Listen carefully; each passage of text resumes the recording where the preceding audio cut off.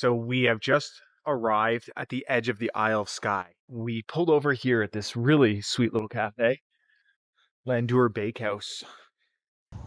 And you can see the scenery around me. Looks like you're in a scene of Prometheus, the Alien movie, on a newborn planet. This is one of the outposts. We're here because we need to charge up the equipment for what we're about to see with the castles and the Isle of Skye. And also, I got to do a few client calls and handle some business, do a little crypto trading. So what a great spot to do it. We checked, they have Wi-Fi, sweet little nice area. And we're gonna chill here, have a coffee, and then from there, continue on the journey. But love these little cafes along the way. This is part of that experience that makes it so fun to be working from your laptop. Here's this place.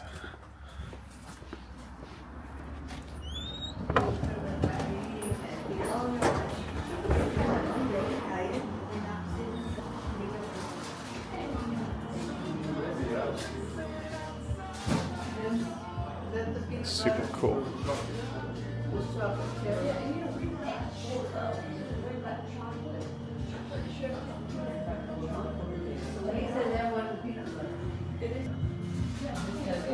This is the best spot in the house right here.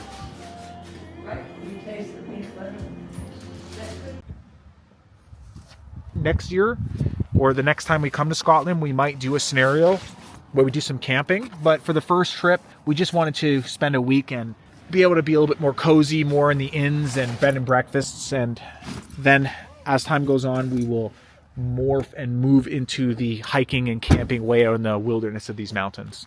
So now we're off to the castle.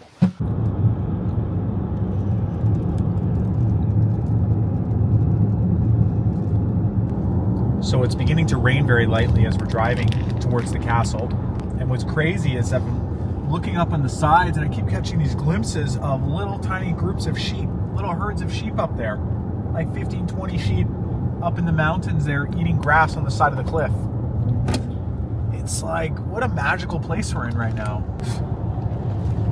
Guys hitchhiking, backpacking. Yeah, you see people walking on the road with all their camping gear, backpacking out here. This is so wild. This is truly the most wild country.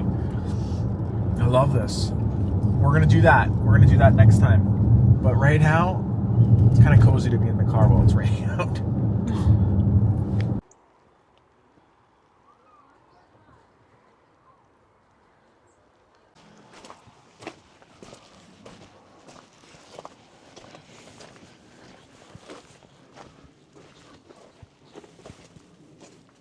A Rowan tree. That's what these are. I've seen these all over the place.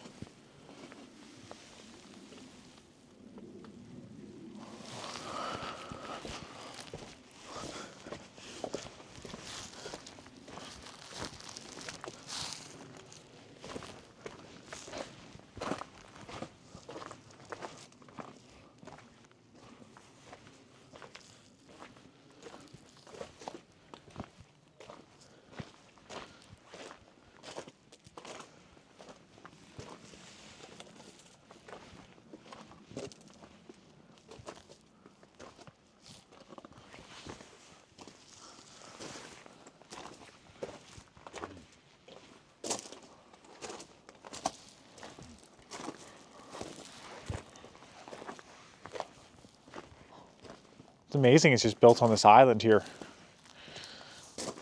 that jets off from the mainland.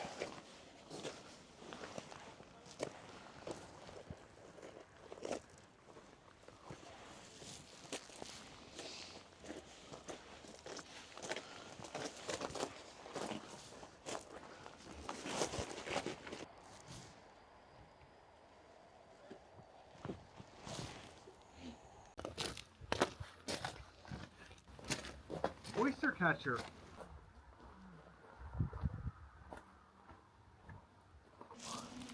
The large and somewhat noisy black and white birds with the distinctive red beaks which are commonly seen around the castle are oyster catchers. They're right over there. West Highland folklore states that these birds were given their white feathers, which in flight are shaped like a cross in recognition of their service to Jesus. What on earth? In the Gaelic language, their cry, "Be Gillick, hi Gillick, be Gillick, hi Gillick," means be wise, be prudent. And in the past, fishermen and mariners on the west coast of Scotland regarded this cry as a warning of an approaching storm. Oyster catcher birds.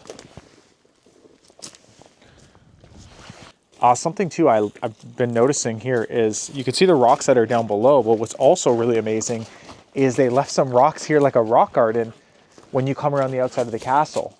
Like it was built in to have rose bushes, because I can see these are rose. So you have all these beautiful roses here in this mossy, rocky area inside the castle walls, or just outside them, but inside the castle perimeter. That's awesome. Like you think they would clear that, but they left it. The original builders, I assume, because those rocks have been there. So pretty amazing. Pretty amazing. It's all along the side here too.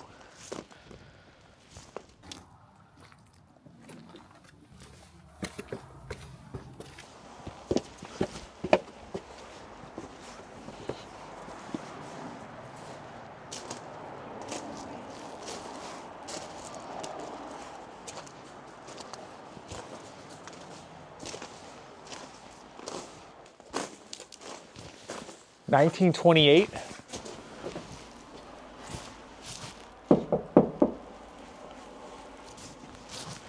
Watch someone just like.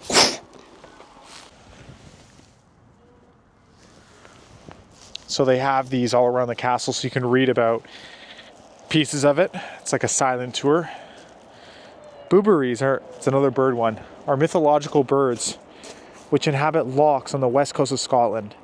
In times gone by, they were believed to be shapeshifters which could take the form of many different birds or animals, but especially favored cormorants. I guess that's that bird. They're camouflaged, and unlike cormorants, which feed on fish, a booberry's preferred diet was that of sheep and cattle. The small rock in front of you, which is visible all the time apart from the high tide, I guess that rock right down there, is a favored haunt of the cormorants, as they can often be seen sitting with outstretched wings as they dry their feathers after diving for fish. So I can't tell if it's that bird or those are the oyster catchers. I don't know. Whichever it is, it's beautiful birds. But I guess that rock right there maybe is that one they're talking about. Not even this one, that one. Yeah. That no matter what high tide, that sucker's there. And they're waiting, drying their wings, ready to go get a sheep or a highlands cow.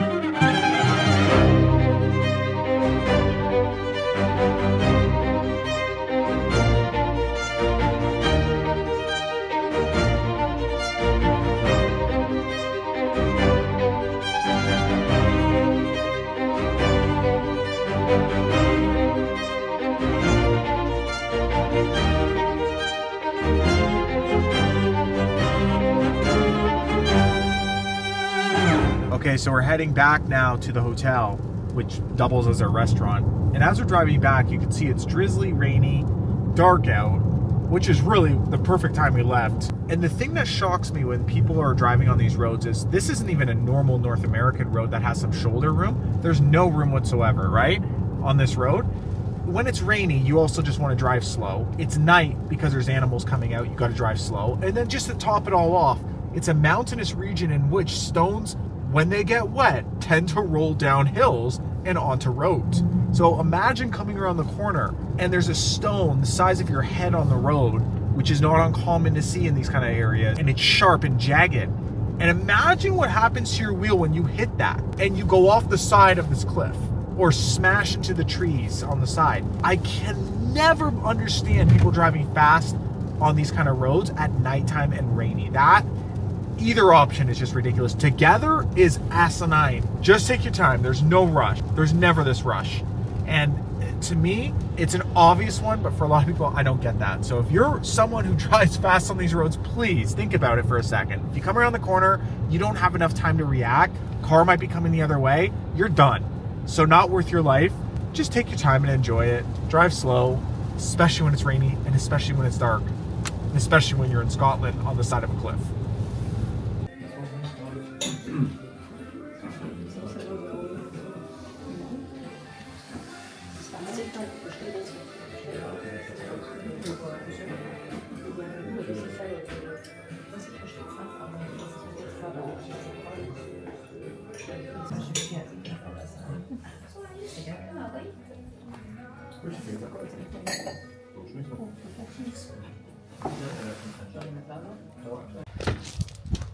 Okay, so we just came out of the restaurant, and remember, this is the restaurant that's across from the cafe that we were at earlier, and we're also staying here, so we've done everything they've got, and meal's pretty good. Steak was excellent. Like, steaks have been very good in Scotland, wouldn't you say?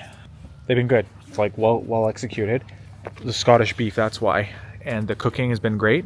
Had that chicken sandwich that was really delicious. Oh, it came out to total for that was 57 pounds. So that's roughly like 70 or so US dollars. Where are you going? Don't you want to check in first? So if I were to do that situation again, what I would do is just get the steak, and I just would have fasted and went a little bit lighter tonight because the steak was amazing. Steak was awesome. I'd just stick to that. But happy with it. We're gonna go check in now.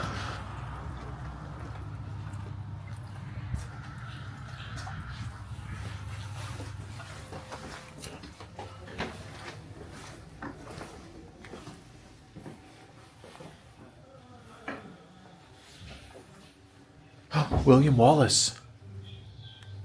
He's a hero. Fought the tyranny.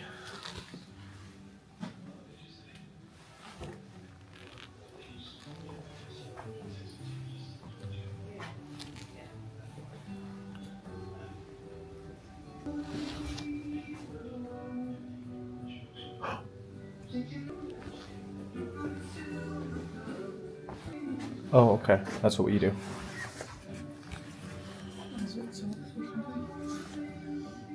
Okay, dial it for me. 230. I've never done this. So.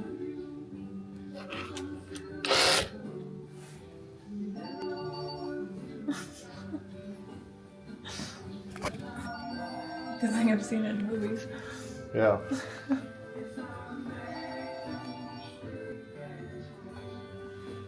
I think we go to the restaurant. Yeah, because the phone's just ringing here. Okay, let's go talk to them. My friends, tell me this is not such an amazing, beautiful room. Like, look at this. What on God's green earth? This is so quaint and Scottish. Look at that. So amazing. I swear I didn't put that show on. It just came on when we turned the lights on. This is exactly what I was asking for.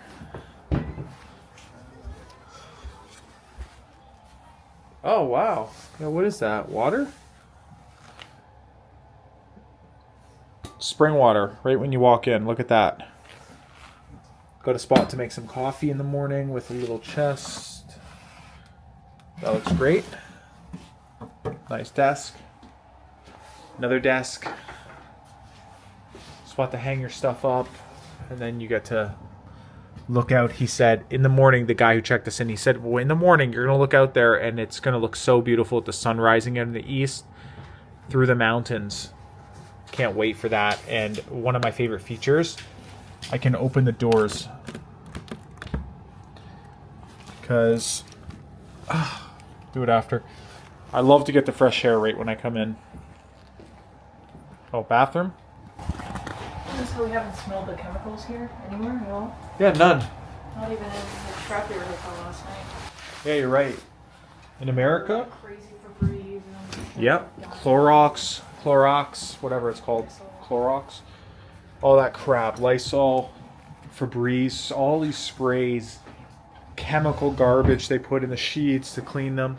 You don't get any of that here. Not once have we had an issue in the last 4 nights. Everything's, and we've done all the spectrum here. We've done castle. We've done room where there's a chair in the closet. We've done here. And we've done one other place. I can't remember it. Oh my god, and then there was that one that had the best sheets in bed ever. None of them have had that intense chemical smell. Love that. Look at this. Nice bathroom. Gonna have a great shower tonight. I love this. This is actually the aesthetic and the feeling of what I was imagining for staying in hotels in Scotland. All around, very impressed. Even a low-end one. The one with the chair, do I need to say? The chair in the closet? Even that one. I still think that's better than some of the hotels in the US that we've stayed in before. Trust me, we're not staying in cheap ones on purpose. Sometimes it ends up that way with the late night stuff, which I will never do again, as I told you. But even with those situations, 1-to-1, that place still beats a lot of places that are supposed to be higher end in the US. Believe it or not. Yeah, super cute. Oh, love this. You can tell it's quiet. This is amazing. So first thing I do when I get into the hotel rooms is I open the windows, because I want to freshen it out. And normally that's my habit to do immediately because of the chemical smells in hotels. I don't feel like I have to do it for that reason. It's actually just to let nice fresh air in, which is going to help you sleep better, cools the room down because you're supposed to sleep in a cool environment. And then next I usually unplug the TV for not watching it, which I don't suspect we are. Yeah, it's amazing. I would stay in this one again for sure already. I haven't even slept in the bed. Nice. Okay, so I'm going to offload some of this footage that I've recorded so that way there's no mishaps in case anything ever happens to the SD card. Same with the drone. Get it onto my orange creamsicle. It's like a 5 terabyte drive. Offload all of that, and then we're just going to relax and have a good night. So, see you tomorrow.